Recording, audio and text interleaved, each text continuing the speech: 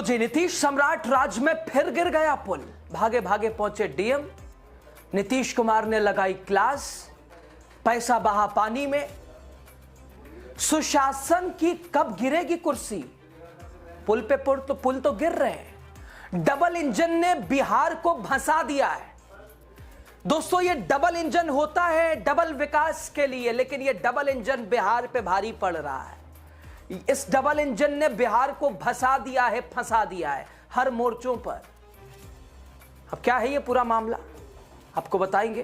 दोस्तों नमस्ते, आप द राजनीति बिहार का खास सेगमेंट देख रहे हैं, खबर और विश्लेषण के साथ। मैं हूं आपके साथ यासूब रजा। दोस्तों, यहां पुल गिरते हैं, यहां रोड टूटती है, यहां नई नवेली बनी रोड उखड़ती है, यहां रोपवे धड़ाम से गिर जाते हैं, लेकिन यहां जो गिरती नहीं है वो है कुर्सी, और वो कुर्सी है हमारे मुख्यमंत्री की। आइए ना हमारे बिहार में। दोस्तों, बिहार में एक बार फिर पुल गिरा है। जी हां, पुल विकास का मॉडल। सवाल सिर्फ एक पुल का भी नहीं है, बल्कि उस सिस्टम का है जो बार बार ढह रहा है, भस रहा है। डबल इंजन वाला सुशासन का दावा, डबल इंजन का दावा कि इस सरकार में विकास की तस्वीर ऐसी है कि भाई साहब लंदन बना देंगे, और इतना मजबूत काम है कि कुछ बोलना ही नहीं है। ये डबल इंजन की रफ्तार इसे माने या भ्रष्टाचार की मार माने, क्या यह हादसा है महज या फिर सिस्टम की सड़ी हुई नींव का नतीजा है? क्या क्यों आखिर बार बार बिहार में गिरते हैं पुल? क्यों हर बार जांच की बात होती है और फिर सब फाइलें धूल भागती हैं? कौन पूछता है? दोस्तों, भारत में पुल महज इस्पात, पत्थर और कंक्रीट की संरचनाएं नहीं होती है। ये जिंदगी की रेखा होती है। वो न केवल सड़कों को जोड़ते हैं बल्कि जिंदगियों को भी जोड़ते हैं, जिससे बच्चे स्कूल जाते हैं, किसान बाजारों तक पहुंच पाते हैं, एम्बुलेंस मरीजों तक आ पाती है, जा पाती है, और समुदाय अफसरों से जुड़े रहते हैं। और जब पुल खड़े रहते हैं तो वो अक्सर अदृश्य हो जाते हैं, और जब वो गिर जाते हैं तो वो भौतिक संबंधों से कहीं अधिक नुकसान पहुंचाते हैं। वो शासन में विश्वास को ध्वस्त कर देते हैं। लेकिन बिहार, आइए ना हमारे बिहार में, आए दिन गिरता ही रहता है। दोस्तों, तस्वीर ये गोपालगंज की है, सिधवलिया प्रखंड की, जहां घोघारी नदी पर करीब 2 करोड़ 89 लाख की लागत से बन रहा आरसीसी पुल ढलाई के बाद अचानक से गिर गया। दोस्तों, 2 करोड़ 89 लाख की लागत से यह पुल बन रहा था, धराशायी हो गया। इसमें ताजा सीमेंट लगे थे, इसमें ताजा ढलाई, ताजे वादे भी थे। लेकिन जब सब कुछ ताजा था तो यह पुल कैसे बासी हो गया? कुछ ही घंटों में मलबे में कैसे बदल गया? इधर चश्मदीद बताते हैं कि ढलाई चल रही थी, काम आगे बढ़ रहा था, आगे आगे ढलाई होती जा रही थी, पीछे पीछे पुल गिरता जा रहा था, और देखते ही देखते स्लैब का हिस्सा नीचे धंस गया। मजदूर जान बचाकर भागते नजर आए। कुछ ही सेकंड में पूरा ढांचा गिर गया। सवाल, क्या इंजीनियरिंग फेल्योर है या फिर कमीशन मॉडल का यह कमाल है?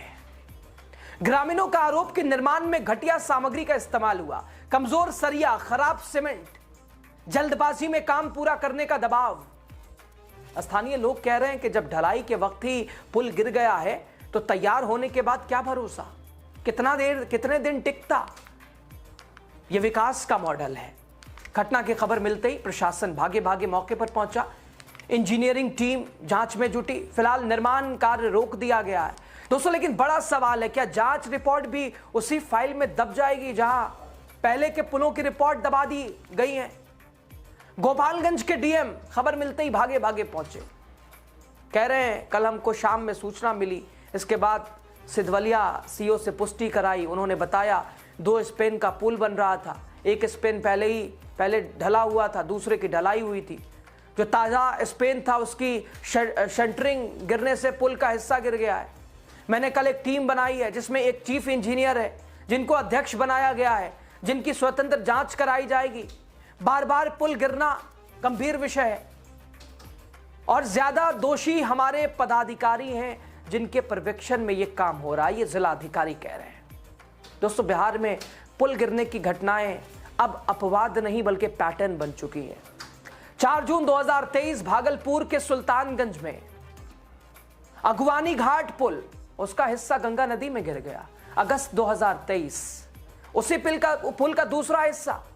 18 जून 2024 अररिया जिले के सिकटी प्रखंड में उद्घाटन से पहले ही निर्माणाधीन पुल गिर गया। ऐसे ऐसे दोस्तों जून जुलाई 2024 से मात्र 17 दिनों में 12 से अधिक पुल गिरे हैं। घटिया निर्माण, भ्रष्ट ठेकेदारों, खराब निगरानी साफ नजर आती है। हर बार बयान आता है, जांच की उम्मीद लगती है, दोषियों को बख्शा नहीं जाएगा, इसका ढिंडोरा रहता है, लेकिन हर बार अधिकारी या ठेकेदार सख्त कार्रवाई के नाम पर हुआ क्या?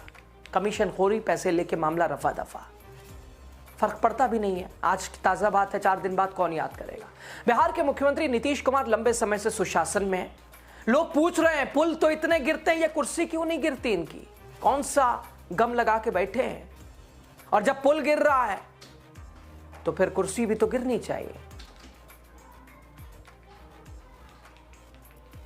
दोस्तों, पुल गिरने की घटनाएं उस सुशासन पर, उस डबल इंजन वाली, उस पर काला धब्बा की तरह है। सवाल बड़े हैं। विपक्ष कह रहा है ये विकास नहीं, ये विनाश मॉडल है। जनता पूछ रही है क्या पुल की नींव में कमीशन का सीमेंट भरा गया था? दोस्तों, सिविल इंजीनियरों का कहना है कि ढलाई के दौरान ढांचा गिरना गंभीर तकनीकी चूक का संकेत है। या तो शटरिंग कमजोर थी, या डिजाइन में खामी थी, या सामग्री मानक के अनुरूप नहीं थी। अगर पुल तैयार होने के बाद दोस्तों गिरता तो कितना बड़ा नुकसान होता। ये चेतावनी है सिस्टम के लिए, उसके लिए लाल अलार्म है। ग्रामीणों में गुस्सा फिलहाल है। उनका कहना है अगर अभी सख्त कार्रवाई नहीं हुई तो भविष्य में बड़ा हादसा होगा। बाद में सिर पीटने से क्या फायदा?